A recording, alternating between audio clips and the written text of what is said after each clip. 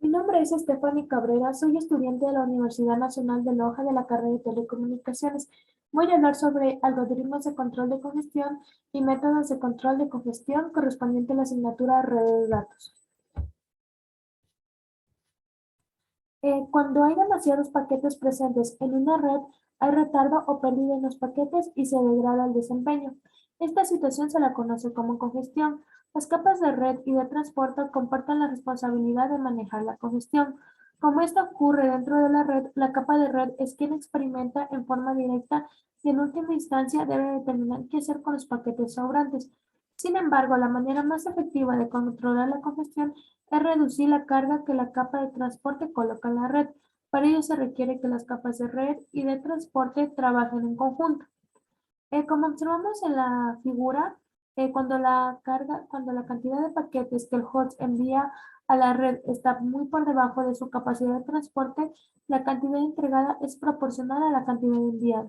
Si se envía el doble de paquetes, se entrega el doble de ellos. Sin embargo, a medida que la carga ofrecida se acerca a la capacidad de transporte, las ráfagas de tráfico se llenan ocasionalmente eh, llenando los búferes dentro de los enrutadores y se pierden algunos paquetes. Estos paquetes perdidos consumen una parte de la capacidad, por lo que la cantidad de paquetes entregados cae por debajo de la curva ideal. Como podemos observar en la imagen, podemos decir que ahora la red está congestionada. A menos que la red esté bien diseñada, puede experimentar un colapso de congestión. En el caso que la red entregara copias del mismo paquete, desperdiciando de nuevo la capacidad para capturar los factores al eje Y, como se observa en la figura, se denomina caudal útil, que es la tasa en la que se entregan los paquetes útiles en la red.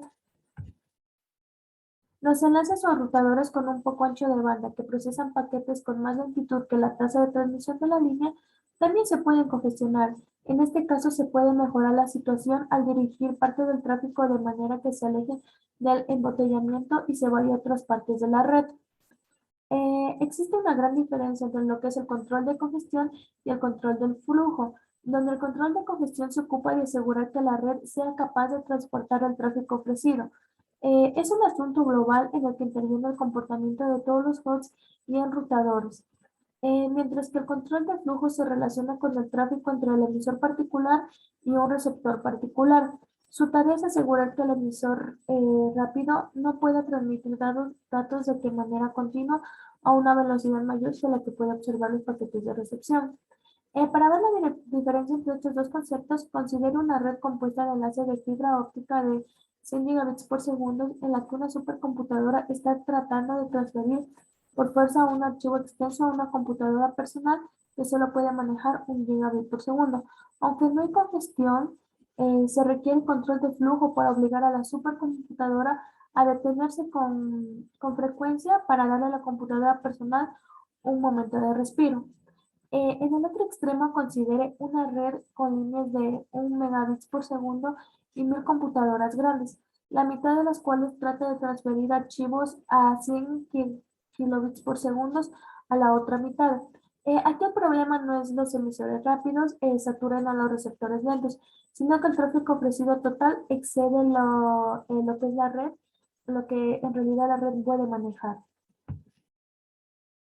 Métodos para el control de congestión. La presencia de congestión significa que la carga es temporalmente mayor que los recursos en una parte de la red que se pueden manejar. Existen dos soluciones, lo que es aumentar los recursos o reducir la carga.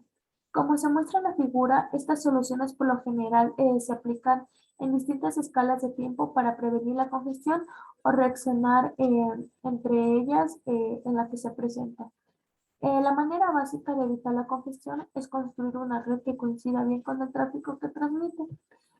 Algunas veces se pueden agregar recursos en forma dinámica cuando hay un problema grave de congestión. Lo más frecuente es que los enlaces y los enrutadores que se utilizan mucho en forma regular se actualicen a la primera oportunidad. Esto se lo llama aprovisionamiento y ocurre en una escala de tiempo de meses con base en tendencias de tráfico de largo plazo. Sin embargo, en ocasiones no es posible aumentar la capacidad y la única forma en la que podemos combatir la congestión es reducir la carga.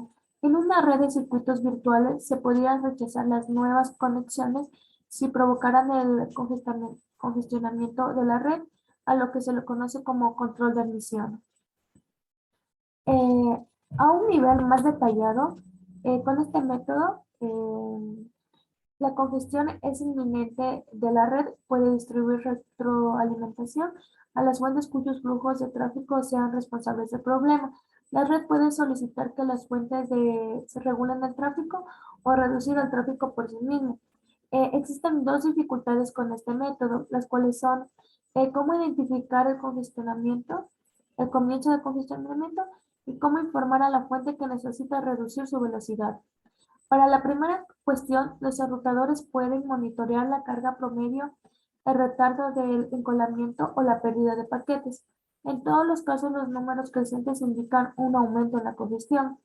Para la segunda cuestión, los enrutadores deben participar en un lazo de retroalimentación con las fuentes. Para que un esquema funcione de manera correcta, es necesario la escala de tiempo con cuidado.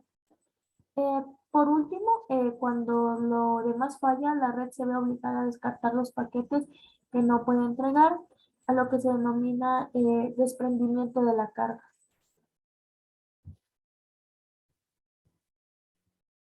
Como conclusiones tenemos que se concluye que la razón por la que se confunden con frecuencia el control de congestión y el control de flujo es que la mejor manera de lidiar con ambos problemas es hacer que el host reduzca su velocidad. Así un host puede recibir un mensaje de reducción de velocidad porque el receptor no puede manejar la carga o porque la red no puede manejar. También se llegó a la conclusión de que cuando la congestión es inminente, la red puede distribuir retroalimentación a las fuentes cuyos flujos de tráfico sean responsables del problema. La red puede solicitar que estas fuentes regulen su tráfico o puede reducir el tráfico por sí misma. Como recomendaciones, tenemos que se recomienda que para evitar la congestión se debe construir una red que coincida bien con el tráfico que transmite.